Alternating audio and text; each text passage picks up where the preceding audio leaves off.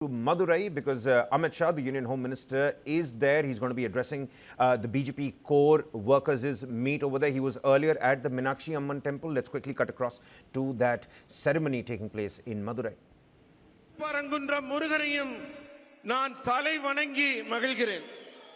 मित्रों, सबसे पहले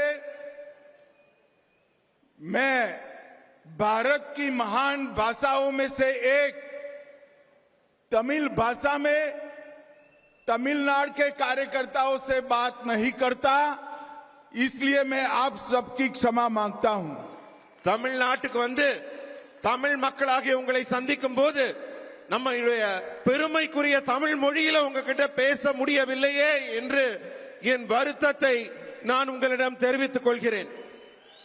हमारा मदुरै एक शहर से बढ़कर 3000 साल पुरानी सभ्यता का संस्कृति का प्रतीक है. நம்முடைய மதுரை சாதாரண நகரம் அல்ல, 3000 ஆண்டுகால வரலாற்று பெருமை கொண்ட மிக முக்கியமான புனித இடம். मैं यहां आया हूं तब महान स्वतंत्रता सेनानी पसुम्पोन्नन मथुरा लिंगम थेवर जी को भी प्रणाम करता हूं. இந்த மண்ணின் நாயகராக விளங்கிய பசும்பொன் முத்துராமலிங்க தேவர் ஐயாவையும் நான் வணங்குகிறேன். और साथ में आप सभी को अपील करता हूं, बड़ी जोर लगाकर 22 जून को मुर्गा भक्तगढ़ मनाडू में जोर शोर से हिस्सा लीजिए.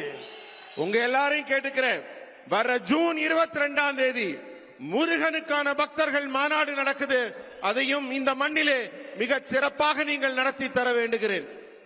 मित्रों, ये मदुरै कई परिवर्तनों का वाहक नगरी है. மதுரை மண் பலவிதமான மாற்றங்களுக்கு வித்திடும் மண். और मैं आज कहकर जाता हूं, हमारा एक कार्यकर्ता सम्मेलन डीएमके सरकार की पतन का कारण बनने वाला है. இன்றைக்கு இந்த மீட்டிங்ல உங்க எல்லார் முன்னாடியிலும் அத்தனை தொண்டர்கள் மத்தியிலும் சொல்லுகிறேன், இந்த கூட்டமும் ஒரு மாற்றத்தை உருவாக்கும், திமுக ஆட்சியை முடிவுக்கு கொண்டு வந்து வீட்டிற்கு அனுப்பும். 2026 में इस तमिलनाडु में फिर से एक बार एनडीए की सरकार बनने जा रही है. भारतीय जनता पार्टी एआईडीएमके की सरकार बनने जा रही है. உங்ககிட்ட எல்லாம் சொல்றேன், வரக்கூடிய 2026ஆம் ஆண்டு தேர்தலில் என்டிஏ கூட்டணி மிகப்பெரிய வெற்றியை பெற்று பாரதிய ஜனதா கட்சி அதிமுகவின் கூட்டணி ஆட்சி அமைக்கும். मैं रहता तो दिल्ली में हूं, मगर मेरे कान तमिलनाडु पर लगे हुए रहते हैं. நான் எந்த நாட்டின் எந்த பகுதியில் இருந்தாலும் என்னுடைய காதுகளும் என்னுடைய சிந்தனைகளும் தமிழ்நாட்டின் மேலதான் இருக்கிறது. ये मुख्यमंत्री जी कहते हैं कि अमित शाह डीएमके को नहीं हरा सकते. स्टालिन साहब, आप सही कहते हो, मैं डीएमके को नहीं हरा सकता, मगर तमिलनाडु की जनता डीएमके को हरा सकती है. இந்த நாட்டின் முதல்வர் சொல்கிறார், அமித்ஷா அவர்களால் திமுகவை தோற்கடிக்க முடியாது என்று. அவருக்கு சொல்றேன், அமித்ஷானால தோற்கடிக்க முடியாது, நீங்க சொல்றது சரிதான். ஆனா இந்த நாட்டின் மக்கள், தமிழக மக்கள் உங்களை தோற்கடிக்க இருக்கிறார்கள், காத்துக் கொண்டிருக்கிறார்கள். और मित्रों, मेरी बात याद रखना, मैं देश भर के चुनाव में हिस्सा लिया है. मैं पब्लिक की नब्ज जानता हूं, जनता की नब्ज जानता हूं. तमिलनाडु की जनता इस बार डीएमके की सरकार को उखाड़ कर फेंक देगी. என்னுடைய நீண்ட கால அரசியல் அனுபவத்தில் சொல்றேன், மக்களின் நாடி துடிப்பை உணர்ந்தவனாக சொல்கிறேன். வரப்போற தேர்தல்ல தமிழக மக்கள் திமுகவை தூக்கி எறிய காத்துக் கொண்டிருக்கிறார்கள். भाइयों और बहनों, मैं तमिलनाडु की जनता का इसलिए भी आभार करना चाहता हूं कि ऑपरेशन सिंदूर के बाद हमारी वीर सेना और हमारे नेता नरेंद्र मोदी जी के समर्थन में जो तिरंगा यात्रा है तमिलनाडु में निकली है वो देश के किसी भी हिस्से से कम नहीं है। சகோதர சகோதரிகளே, இந்த நேரத்தில் நான் உங்களுக்கெல்லாம் குறிப்பிட்டு சொல்ல வேண்டியது என்னவென்றால், ஆபரேஷன் சிந்தூர் நம்முடைய தேசத்தின் அப்பாவி மக்கள் கொல்லப்பட்ட போது வடக்கிலே நடைபெற்ற அந்த நிகழ்ச்சிக்கு மிகப்பெரிய எழுச்சியும் மிகப்பெரிய ஆதரவும் நாட்டுப்பற்றும் தமிழகத்தில் இருந்து ஒரு ஆதரவு குரல் ஒலித்ததே, அதை நான் நினைவு கூறுகிறேன்। और मित्रों, पहलगांव में आतंकवादियों ने हमारे निर्दोष नागरिकों की हत्या की, धर्म पूछकर हत्या की और मोदी जी के नेतृत्व में हमारी तीनों सेनाओं ने पाकिस्तान के घर में घुसकर आतंकवादियों को सफाया करने का काम किया है।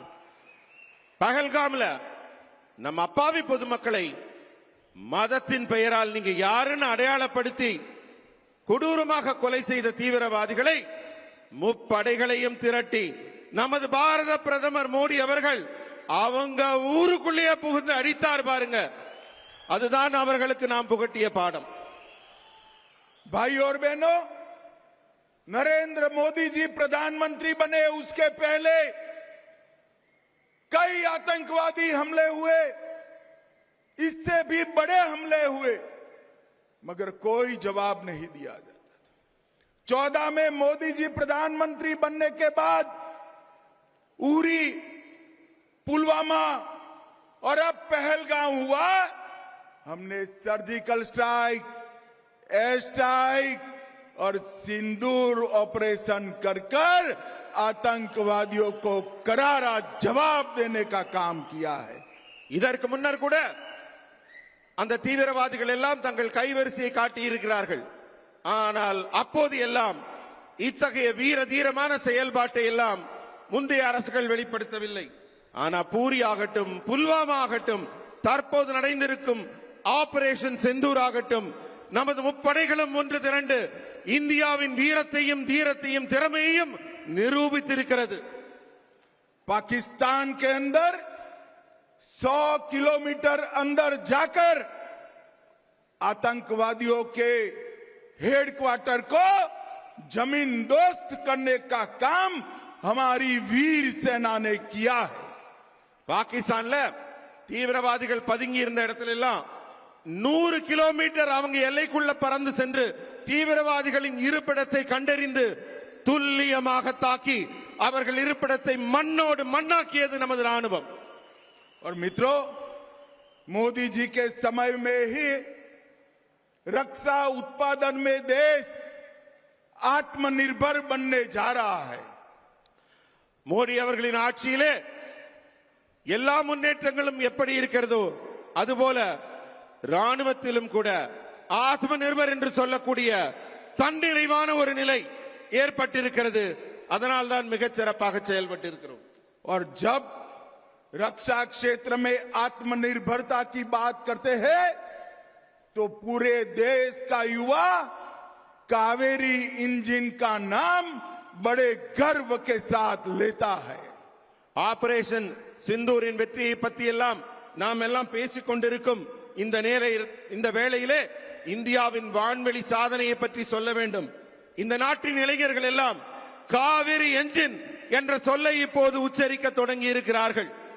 और हमारे देश में बने मिसाइल्सों ने जब पाकिस्तान की एयर डिफेंस सिस्टम और उनके वायुसेना के अड्डे को तहस नहस किया, पूरी दुनिया आश्चर्यचकित होकर उसके देख रही।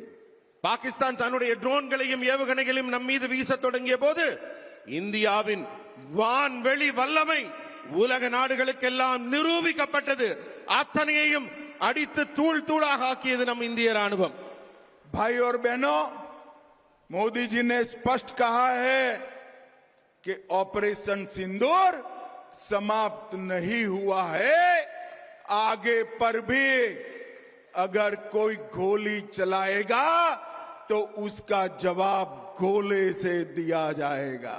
மோடி அவர்கள் சொல்கிறார்கள் ஆபரேஷன் சிந்தூர் இன்னும் முடியலங்க, மறுபடி தீவிரவாதிகள் வாலாட்டினால் அவர்கள் இடத்திற்குள் புகுந்து வீடு புகுந்து தாக்கி அவர்கள் அழிக்கப்படுவார்கள் என்பதை இந்த நேரத்திலே நான் நினைவூட்டுகிறேன்.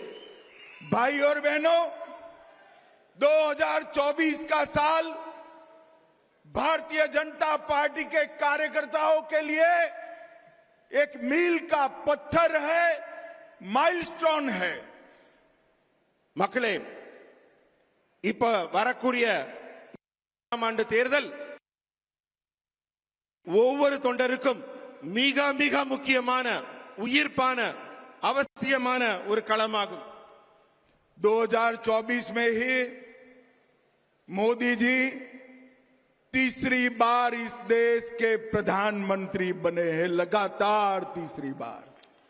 அதே போல 2024 ஆண்டும் நமக்கெல்லாம் மிக முக்கியமானது.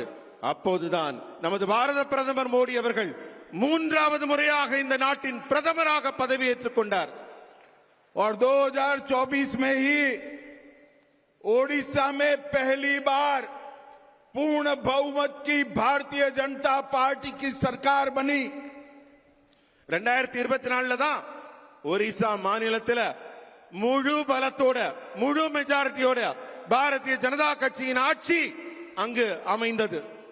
हरियाणा में लगातार तीसरी बार सरकार बनी।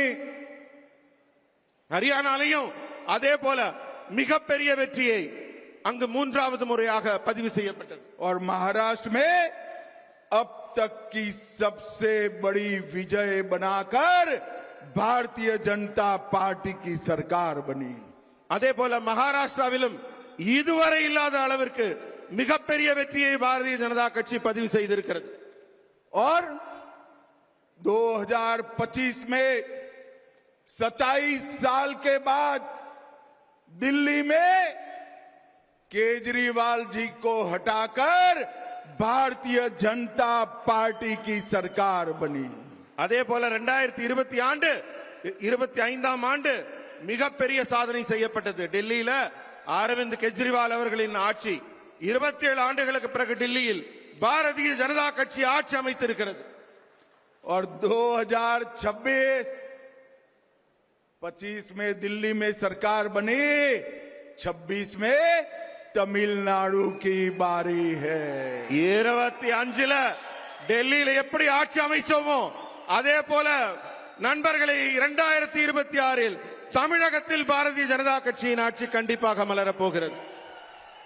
और मेरी बात कान खोलकर गांठ बांध लेना, कान खोलकर सुन लेना और याद कर कर घर में जाना। 2026 में तमिलनाडु और बंगाल में भारतीय जनता पार्टी और एनडीए की सरकार बनने जा रही है। எல்லாரும் கவனமா கேளுங்க. உங்க காதுகளை திறந்து வைத்து நான் சொல்வதை கவனமாக கேளுங்கள், குறித்து வைத்துக் கொள்ளுங்கள்.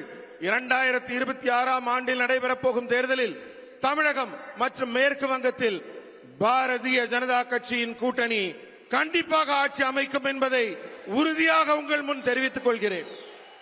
मित्रों, ये तमिलनाडु की डीएमके सरकार ने भ्रष्टाचार की सारी हदें पार कर दी है। இங்கு ஆட்சியில் இருக்கிற திமுக ஊழல் ஊழல் ஊழல் என்று ஊழலில் தான்